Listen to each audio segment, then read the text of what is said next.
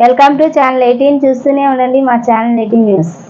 విజయవాడ పశ్చిమ నియోజకవర్గంలో కూటమి బలపరిచిన అభ్యర్థి సుజనా చౌదరి గెలిపిస్తే నియోజకవర్గం రాష్ట్రానికే తలమానికం అవుతుంది. జనసేన రాష్ట్ర అధికార ప్రతినిధి కన్నా రజని విజయవాడ పశ్చిమ నియోజకవర్గం భారతీయ జనతా పార్టీ కార్యాలయంలో జనసేన పార్టీ అధికార ప్రతినిధి కన్నా రజని మీడియా సమావేశం. జగన్ పాలనలో అన్ని వైఫల్యాలే అని ఆయన చెప్పుకుంటున్న నవరత్నాలు ఎప్పుడో రాలిపోయాయని జనసేన నాయకురాలు రజని ఆరోపించారు. అసెంబ్లీలోకి జగన్ అడుగు పెట్టనివ్వకుండా పులివెందుల్లో ఓడించాలని ప్రజలకు రజని పిలుపునిచ్చారు. పాత బస్తీని కొత్త బస్తీగా మార్చే శక్తి సుజనాకే ఉందని టీడీపీ కార్పొరేటర్ ఉమ్మడి చంటి అన్నారు. కూటమి అభ్యర్థి అయినటువంటి సుజనా చౌదరి గారి నేతృత్వంలో ఈరోజు జరగబోయే ప్రెస్ మీట్ జగన్ అన్న వైఫల్యాలు. అన్నా అంటే గన్ను కంటే ముందు వచ్చేస్తారట. మరి గన్ను వస్తే ఏ ఉపయోగం అండి? రావాల్సింది బుల్లెట్ కదా. ఆ మాదిరిగా బుల్లెట్ రాకపోవడం, ఇక్కడ పథకాలు పండలేదండి. ఉచిత పథకాలు అంటారు, నవరత్నాలు అంటారు. రాలిపోయిన రత్నాల గురించి మనం మాట్లాడుకుంటే ముఖ్యంగా కరెంటు బిల్లులు ఎన్నిసార్లు పెరిగిపోయింది, బస్ ఛార్జీలు ఎన్నిసార్లు పెరిగిపోయింది. వీటన్నిటికంటే మించి దళితుల మీద జరుగుతున్న దాడులు.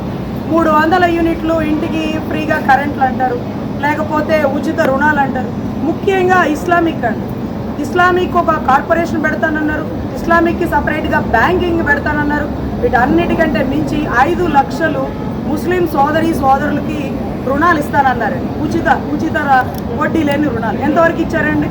ఈరోజు ముస్లిం సోదరులకి మేము విన్నాము అంటూ ఈరోజు ఈ ఏరియా అండి, ముఖ్యంగా విజయవాడ వెస్ట్ రాష్ట్రానికి రాజధాని వస్తే ఫస్ట్ లబ్ధి పొందేది విజయవాడ వెస్ట్ అండి. ఎందుకంటే వ్యాపార రీత్యా ఇక్కడ ఏది అమరావతిలో ఏ డెవలప్మెంట్ రావాలన్నా, ఏ సరుకు కొనాలన్నా ఇక్కడికి రావాల్సిందేనండి. ఇక్కడ వ్యాపారాలన్నీ మొత్తం డౌన్ అయిపోయిందండి. నిన్నటి రోజు గోల్డ్ మెడల్ షాప్ ఓపెనింగ్కి మమ్మల్ని పిలిచారండి. బాలీవుడ్ స్టార్ని తీసుకొచ్చారండి. ఏంటండి అంటే ప్రభుత్వం మారిపోతుంది మేడం, ఇక బిజినెస్ డెవలప్ అయిపోతుందంటూ 4-5 బ్రాంచులు పెట్టేసుకున్నారండి.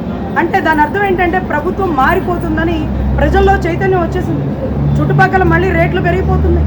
3 క్యాపిటల్స్ అంటూ వైజాగ్లో భూమి పెంచడానికి, అంటే వైజాగ్లో రేట్లు పెంచడానికి కోసం 3 క్యాపిటల్స్, వైజాగ్ రాజధాని, ఎగ్జిక్యూటివ్ క్యాపిటల్, న్యాయ రాజధాని కర్నూలు అన్నారు. కానీ అసలు మా హైకోర్టులో 3 రాజధానుల బిల్లు ఆయన ఎప్పుడో వెనక్కి తీసేసుకున్నాడు. మళ్ళీ 3, 4, 5 అని ఇది ఇంకా వేయలేదండి. సో ఎవరిని మభ్యపెడుతున్నారంటే వైజాగ్లో రియల్ ఎస్టేట్ కోసం కబ్జాలు, దందాలు ఎన్ని జరుగుతున్నాయంటే మొన్న మధ్య ఎంఆర్ఓని చంపేశారు చూడండి. ఎంఆర్ఓని ఎందుకు చంపేశారండి? ఎందుకు సంతకాలు పెట్టాలి, ఎందుకు డాట్ లైన్లో? మొన్న మధ్య వైజాగ్లో ఎంపీని కూడా కిడ్నాప్ చేశారు కదండి. ఎందుకండి? ఆక్రమిత ల్యాండ్స్, కబ్జా ల్యాండ్స్. సో సొసైటీ భూములు, మాతృశ్రీ భూములు, కబ్జా భూములు, దస్పల్ల భూములు ప్రతిదీ గల్లంత అయిపోతుందండి. ఋషికొండ కొల్లగొట్టేయడం, గ్రీన్ ట్రిబ్యునల్ యాక్ట్కి అన్యాయంగా ఈరోజు ఇంతవరకే ఆక్రమించుకుంటున్నాం, ఇంతవరకే పనిచేస్తున్నాం అని పరిధులు దాటి పనిచేస్తున్న పరిస్థితి అండి. ఈరోజు ప్రాంతాల్లో ముఖ్యంగా అమరావతి రాజధాని వస్తే రాష్ట్రం మొత్తం డెవలప్ అవుతుందండి. ఈరోజు కులాలకి మతాలకి అతీతంగా ఈరోజు మనం కూటమిని గెలిపించాలండి. ఎందుకంటే రాజధాని ప్రతి ఒక్కడి అభివృద్ధి అండి. తండ్రి లేని కుటుంబం ఎలా ఉంటుందో మనందరికీ తెలుసు. రాజధాని లేని రాష్ట్రం కూడా అలాగే ఉందండి. ఇంకా మళ్ళీ ప్రభుత్వం వస్తే ఈసారి రాష్ట్రాన్ని కూడా చూడలేని దౌర్భాగ్య పరిస్థితి. 33,000 ఎకరాల భూములు ఇచ్చిన రైతుల్ని, ఆడబిడ్డల్ని నడి రోడ్డుకి లాగేస్తున్నారు. సో ఇటువంటి పరిస్థితుల్లో ఈ ఏరియాలో నుంచున్న అభ్యర్థి విజయవాడ వెస్ట్ సుజనా చౌదరి.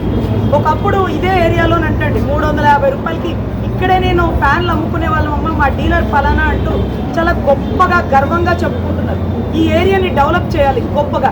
సుజనా చౌదరి గారు రాకముందు, వచ్చిన తర్వాత అనేటటువంటి ప్రతిపాదనలో ఆయన ఈరోజు మీకేం కావాలి, ఈ ఏరియాలో ఏ సమస్య, కొండలు ఎక్కలేక మేమే ఎక్కలేకపోతుంటే ఆయన దగ్గరుండి ఎక్కి అక్కడ పైప్ లైన్ లీక్గా ఉంది, ఈసారి మన రాగానే ఇదంతా డెవలప్ చేయాలి. కింద నుంచి గర్భిణీ స్త్రీ పైకి ఎలా ఎక్కగలుగుతుంది? అటుపోతే జగన్ గొప్ప, చంద్రబాబు గొప్ప అని మీరు నిర్ణయించుకోండి. కానీ ఈరోజు సుజనా చౌదరి గారి మీద నుంచునే అభ్యర్థి ఎవరు అనేది దయచేసి కంపేర్ చేసుకోండి. ఒక వ్యక్తి ఎవరైతే ఆ ఏరియాని డెవలప్ చేయగలుగుతారు, విజయవాడ ది బెస్ట్ అనిపించాలి అంటే ఇక్కడ నుంచున్న అభ్యర్థి కెపాసిటీ చూడండి. కేంద్ర మంత్రిగా అన్ని సంవత్సరాలు పనిచేస్తూ ఢిల్లీలో చక్రం తిప్పిన వ్యక్తి, మోడీ గారిని సైతం చంద్రబాబు గారితో దగ్గర సంబంధాలు కలిగి ఉన్న వ్యక్తి ఈరోజు మన ఏరియాకు వచ్చి, మన గడపకి వచ్చి మన ఇంటి సమస్యలు అడుగుతున్నాడు అంటే సమస్యలు తీర్చగల కెపాసిటీ ఉన్న పర్సన్ అండి. ఈరోజు జోగి రాసుకుంటే బూడిద వచ్చినట్టు మళ్ళీ మనకు తగ్గ పర్సనేనండి.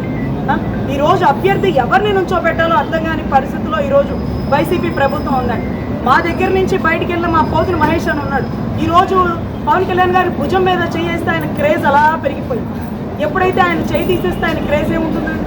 ఈరోజు మా పార్టీని కాదని ఎమ్మెల్యే సీట్ ఇవ్వలేదంటూ కోపంతో వైసీపీకి వెళ్ళారు. అక్కడేమన్నా ఇచ్చారా అండి? అక్కడ కూడా జెండాలేగా మోపిస్తుంది.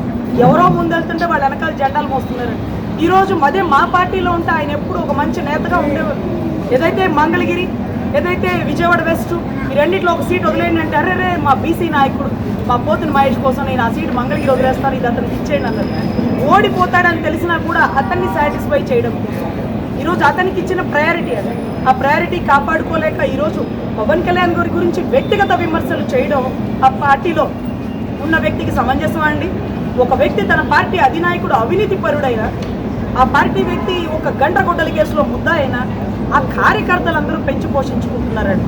ఈరోజు టీడీపీ ప్రభుత్వంలో అవినీతి ఆరోపణలు ఎదుర్కొంటున్నారు. అయినా మా నాయకుడు నిజాయితీ పరుడు, మా చంద్రన్నకి మచ్చేంటి అంటున్న తెలుగుదేశం కార్యకర్త.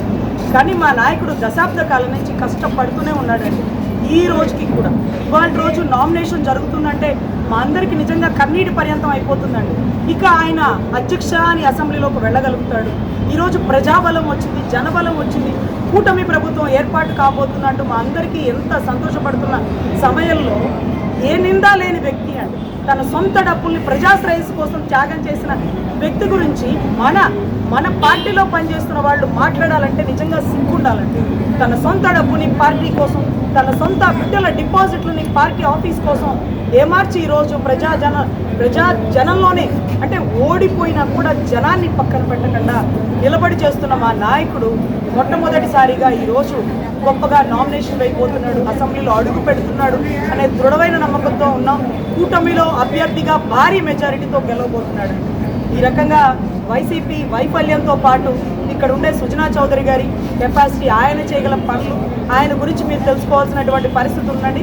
కంపారిజన్ చేసుకోండి, కనీసం మీ ఎమ్మెల్యే కంపారిజన్ చేసుకోండి. ఇక్కడ ఉండేటువంటి ఎంపీ గారు ఎవరైతే చిన్ని గారు సైకిల్ గుర్తాను, గతంలో ఒక ఆయన ఉన్నాడు, నీ అనే భేదాలు లేకుండా నాని అనే పేరుతో ట్యాగ్ లైన్ పెట్టుకొని తిరిగిన వ్యక్తి. ఈరోజు ఎక్కడ అవకాశం ఉంటే అక్కడ గోడలు దూకి జంప్ అయిపోతున్న పరిస్థితి. ప్రజారాజ్యం పార్టీలో కూడా ఉన్నాడండి. పార్టీ కొంచెం ఎదుగుతున్నప్పుడు నిందలు వేసేసి అనుమానాలు ఆరోపణలు చేసేసి బయటికి వెళ్ళిపోయిన వ్యక్తి. అంటే గోడచాటు పిల్లిలాగా మాకు బాగా గుర్తండి ప్రజారాజ్యం. మళ్ళీ అదే రకంగా పార్టీ ఎదుగుతున్న మూమెంట్లో, పార్టీ కూటమి వస్తున్న టైంలో మళ్ళీ నిందలు వేసేసి ఆరోపణలు చేసేసి మళ్ళీ ఇంకొక పార్టీలోకి జంప్ అయిపోయిన వ్యక్తి. ఇంకా నమ్మే పరిస్థితి అయితే ప్రజలకు లేదు. జనాల్లో తిరుగుతున్న చిన్ని గారు ప్రజల కోసం ఏదైతే వైద్య శిబిరాలు, అన్నా క్యాంటీన్లు జనాలకి బాగా దగ్గరైనటువంటి పరిస్థితి అండి. సో దయచేసి కూటమి అభ్యర్థులను గెలిపించాలి. జగనన్న వైఫల్యాన్ని మీరు మరొక్కసారి మీడియా ముఖంగా తెలుసుకోవాలి. మాట తప్పను మడని తిప్పను అంటూ తిప్పి మడానికి నొప్పి వచ్చేసిన పరిస్థితి అండి. ఇంకా నమ్మే పరిస్థితి లేదు. ఒక్క ఛాన్స్ అన్నారు, ఇచ్చారు, గద్దెనెక్కిచ్చారు. పేనుకు పెత్తనం ఇస్తే తలంతా గొరిగింది అన్నట్టుగా ఈరోజు రాష్ట్రం బోడిగుండ అయిపోయింది. దయచేసి ఇంకొక అవకాశం ఎప్పటికీ ఇవ్వకండి, తరిమి కొట్టండి. పులివెందుల్లో కూడా ఓడిస్తే తప్ప మా అమరావతిలో అడుగు పెట్టకుండా ఉంటాడండి. పులివెందుల్లో గెలిచినా మళ్ళీ అసెంబ్లీలో కూర్చోడానికి వచ్చేస్తాడేమో. అమరావతి సాక్షిగా చెప్తున్నాం, అతను అమరావతిలో అడుగు పెట్టకుండా ఉండాలంటే పులివెందుల్లోనే ఓడించి జనాలు చూపిస్తారండి. సొంత చెల్లెళ్ళు అడ్డం తిరిగారు, బీటెక్ రవి అన్న నిలబడ్డాడు. వీటన్నిటికంటే మించి గొడ్డలి కేసు ఎదురు చూస్తూ ఉంది. సిబిఐ ఈడీ కేసులు అంతా తరిమి కొట్టే పరిస్థితి అయితే నెలకొంది. ఇవన్నీ జనాలు దృష్టిలో పెట్టుకొని ఈరోజు పిఠాపురంలో గౌరవ పవన్ కళ్యాణ్ గారి నామినేషన్ ఉంది. మీరు అందరూ మీ బిడ్డగా ఆశీర్వదించండి. దశాబ్ద కాలం నుంచి తన కన్నీటితో, తన కష్టంతో, తన చెమటతో నడిపిస్తున్నటువంటి మా పార్టీ జెండాని చివరి వరకు కింద వేయను, కలపను, కలిసి పని చేస్తాము, కూటమిని గెలిపిస్తామని అంటున్నాడు. మా అన్న ఆవేదన అర్థం చేసుకొని అదే రకంగా సుజనా చౌదరి గారిని, అదే రకంగా ఏదైతే చిన్ని గారిని గెలిపించాలో మనస్ఫూర్తిగా అభ్యర్థిస్తున్నాం.